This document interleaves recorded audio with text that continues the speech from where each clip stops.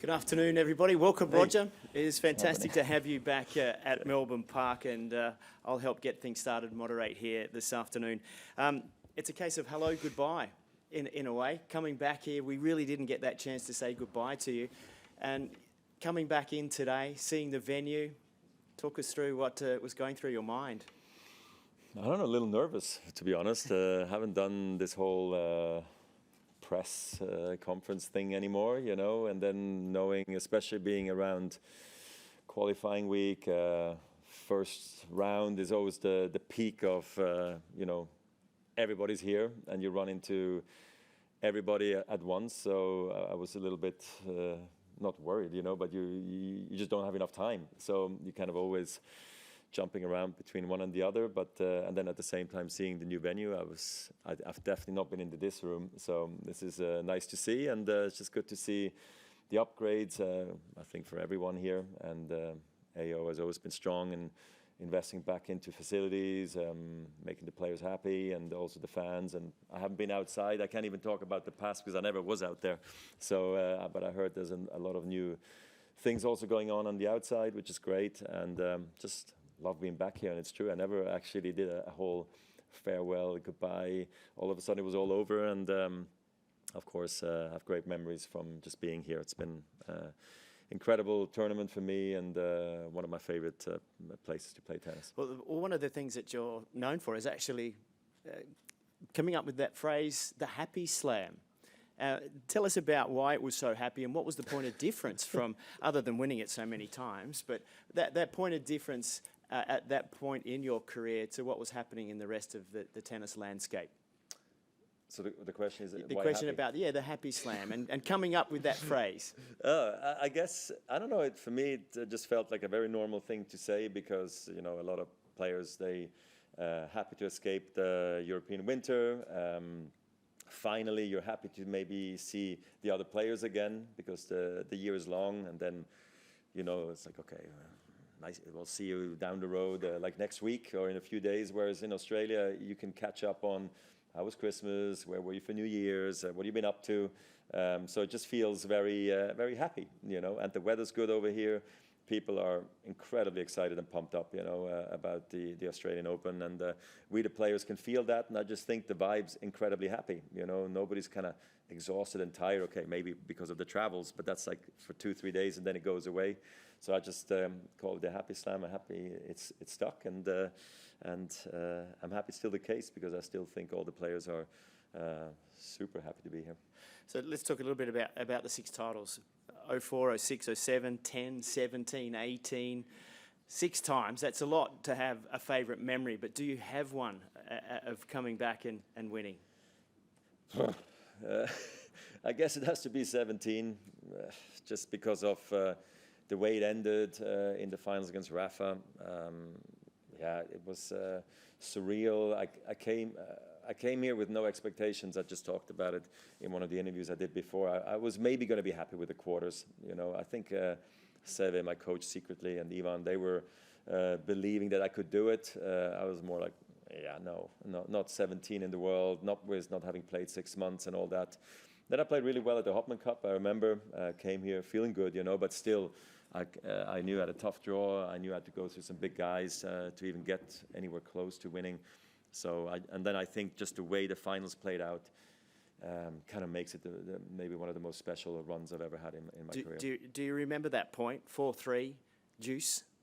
Of course. In that final set? I've seen it many, many times, and all my friends send it to me, and it's on the algorithm of people I know, and yeah, it keeps on coming through.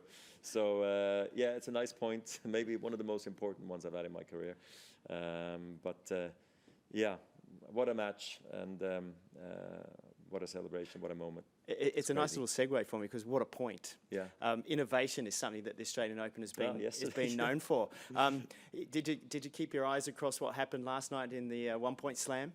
I didn't see it live, unfortunately, because I was at dinner and everything. But then I watched actually highlights. I came back and And some people asked me, did you see it? I was like, no, I haven't seen it yet. So I went on YouTube and started checking everything out, and took like a half an hour to look at all the highlights, you know, who double faulted, who didn't. Anyway, it was hilarious. Because I've played the one-point tournaments myself at charity events and also exhibition or weddings of friends and stuff like that. We've done it.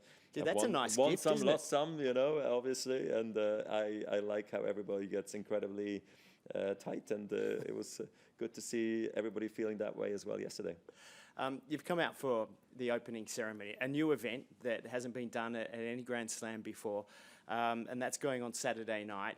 It must be nice to sort of come back and relax, but be able to really say goodbye. That's what that event is really, in a ways, for you about, that moment that you didn't get here, but also to open the tournament. Tell us about how you feel. I mean, I feel good to rip the Band-Aid off and show up on a big court like here at Rod Laver Arena and get out there, because it's too easy and too convenient just to stay home and just say like, I don't need to do it. So I'm nervous, I'm excited, I'm happy I'm here. I'm happy there's a moment for the crowd, for me personally, but then also just being on the court with Leighton, that I share so much with, Pat, that I always loved playing against, even though I never beat him, but I always loved Pat. He was one of my favorite players. And then Andre, I was fortunate enough to play against him, I think like about 10 times or so. So just being together with those guys is going to make me feel better as well. And then I just ran into the Rocket again. You know, it's just nice to see legends like him being here, and knowing that that's also going to be the week. It's not just the match on its own, and plus what's going to happen before or after, how I'm going to feel, but everything that goes into it. And then that's why I said, kiddies, you got to come along. My parents are also here, so we made it a whole big nostalgia trip, and I'm happy I'm here, and we did that trip. Do you get into the nostalgia? Do you really think about all of those things? Do you really appreciate what you have achieved in your career now that it's no longer on the court? Not a whole lot, to be honest. It doesn't. I don't know. I don't carry that with me through my life. It's but of course, it gets triggered by a lot of questions like what you're asking me right now, or when I do interviews. But I don't do many interviews anymore, so I don't get triggered very often anymore about what has happened and what is going on, you know. But it's nice to go back into the memory bank and realize actually how much there has been, and my memories are very, how do you say, very content, you know. And but then again, also I say, like, if I would have won half of what I've done, I'd be equally proud sitting here, because I achieved way more than I ever thought I would. And the run and the time that I've had is what stands out to me. It's been so much fun. It's been great. Loved it, with family, without family, Mirka throughout, my parents throughout. You know, it's been terrific, and it's been a dream, truly. So you sit back now at home, and I know you keep your eye on the results and everything that's happening. Try to. It's Yeah. a lot of matches. Yeah. The guys that you mentioned, obviously, they were there at the beginning of your career. But Yeah. let's talk about the rivalries, in a sense, the rivalries you had to what we're watching today, Yeah. the Sinner Alcaraz, and what you might think is going to play out here at this Australian Open. That's, I think, why we're here. We're here to see what happens. And as we know about sports, anything can happen. Yeah, there's favorites, obviously, but still, now that the draw is out, I think every player shifts their view to that one player and nothing else almost, you know. And you enter the zone of, okay, the next 3, 4, 5 days, however long you have before that first round starts mattering clearly. And yeah, I mean, the rivalry between Alcaraz and Sinner, I think, is a great one. I mean, they play incredible tennis. I think that French Open final was unreal. I think the game, not that it needed it, but I think it was great that we had it, you know, because I feel like for a second, for a moment, the world stood still in the sporting world and watched towards Paris and what was going on, you know, in that epic fifth set, because it could have ended much sooner for Jannik, obviously. And then all of a sudden, it just ended up in this most crazy fashion, made it one of the greatest games, you know, we've ever had in our sport. So I think it's good we still live off that momentum, and then they backed it up by playing each other in all those other finals. and everybody else is trying to keep up, and they're still trying to pull away, you know, because what we've seen in terms of their progression in the last years, it's been wonderful. You know, I practiced with both guys a little bit, and they're incredible ball strikers, and there's obviously more to come. I just hope they stay injury free, obviously. You yourself, in trying to complete all 4 majors, had Roland Garros as the difficult one, and the longer that you have to wait to do that, more pressure builds. Yeah. How do you see Carlos here at trying to do that at the AO? You should ask those questions, you know, because you know how it is, you know. He knows about it. It's like Rory going for the Masters, you know. Those things are tough, you know. But at the end of the day, like I said, his momentum shifts towards the first round. And then it's point-for-point mentality. That's what it is. But it's true, at his young age, to be able to complete the calendar or career Grand Slam already now, I mean, would be crazy. So let's see if he is able to do crazy this week. And I hope he does, because for the game, again, that would be an unbelievable special moment. But, you know, he has another 100 and whatever players that say, like, we don't agree with those plans. So they'll try everything to stop him. I might just open up to a few questions on the floor if I can. Just down here. Welcome to Melbourne. Thank you. Roger. Now that you are on the other side of the fence, what do you notice about the Australian Open that you couldn't see before? I've just arrived, huh? So, look, I think I was aware of how much, how do you say, work goes in it on the outside, you know, and I guess maybe through the perspective of the Laver Cup, you know, that we run together with Tony, and I'm very involved, and when you become sort of more on the tournament organizer side, you realize the details, you know, that the AO has to go through to accommodate all the media, all the players, all the sponsors, the fans, tournament schedule. I was just in the tournament office, and he goes like, do you have any requests for your match? Because draw comes out, and players and agents and everybody storms the office and goes like, okay, can my player play then, and this and that? You know, we all have had it before. So you need thick skin, you know, to go through 3 weeks of an Australian Open.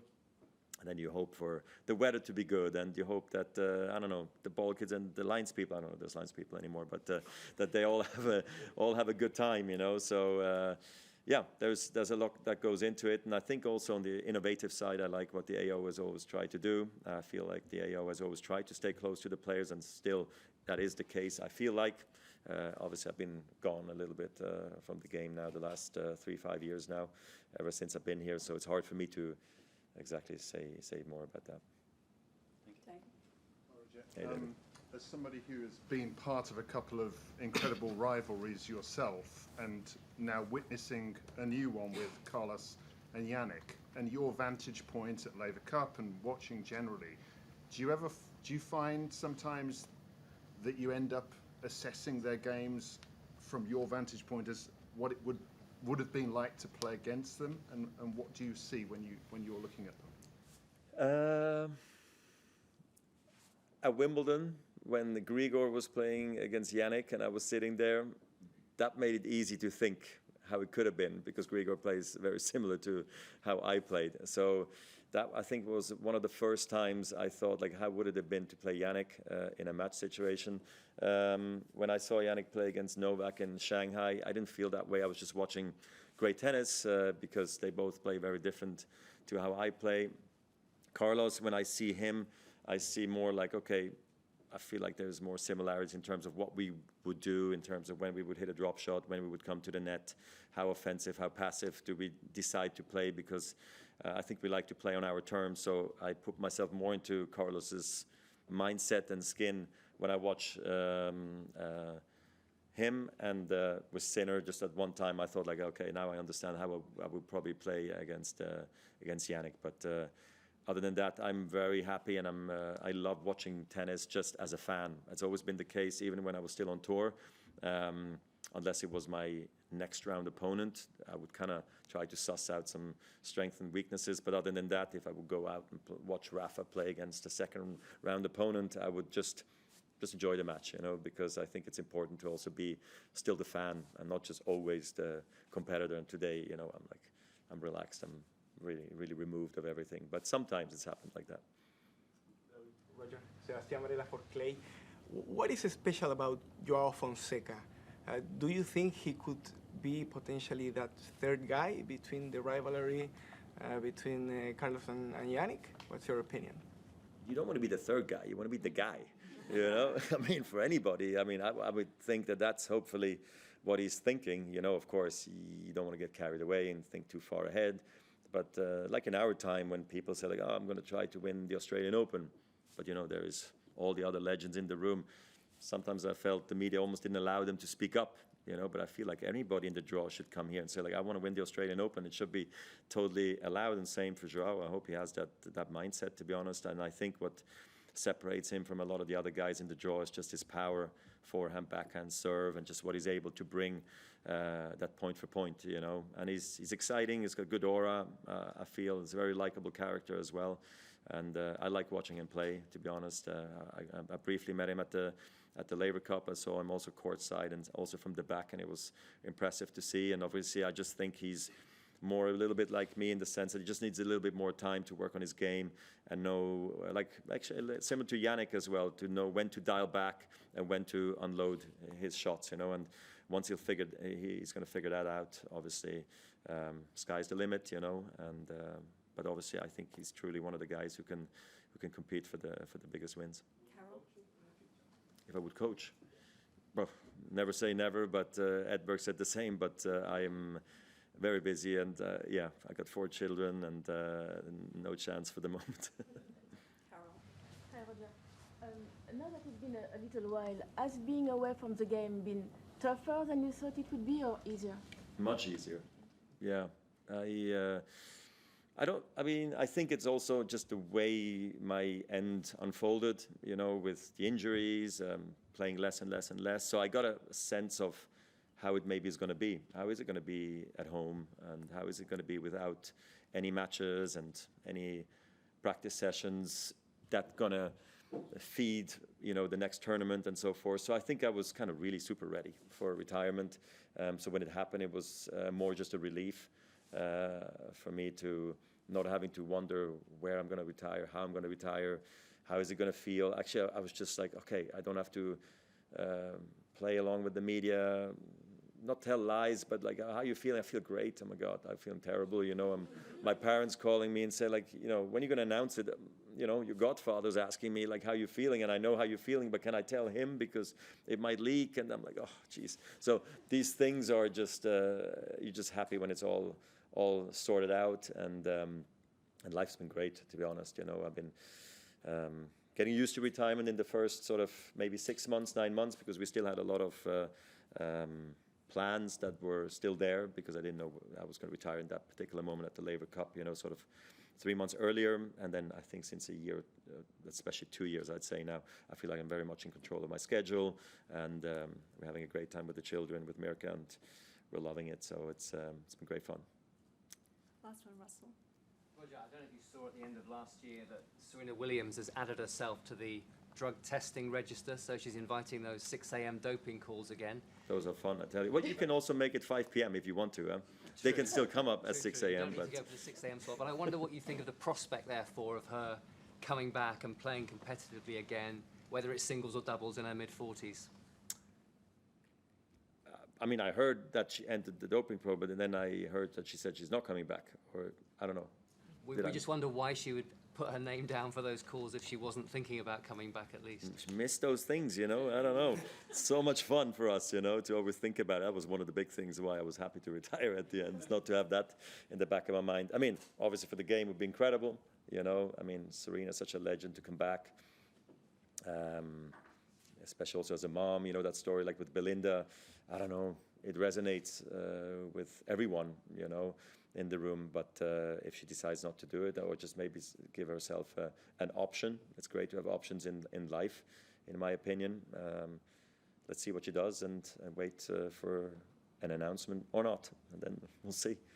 Yeah. All right, thank you. And just take it back to the circle as we close with the final question. Mm-hmm. Are you spending much time on court these days, and what form should we expect when we see you out there on Saturday night?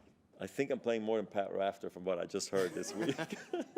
I mean, look, my kids play better and better and more, so I go on the court a lot with them. And from time to time, I book a court and I go play some, but I don't know, it's hard. It's hard to make it a priority in the schedule when you have 4 children and so many other things going on. But I'm happy. I'm super still active, busy, doing loads of sports, and tennis is part of that. So I feel like I hold the racket a lot. Now, do I train a lot for myself? No, not at all. But I still feel like I play quite a lot of tennis.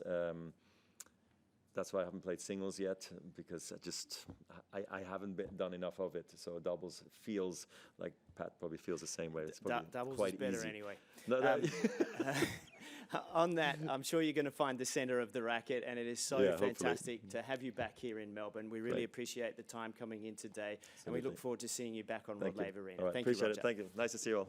Take care, guys.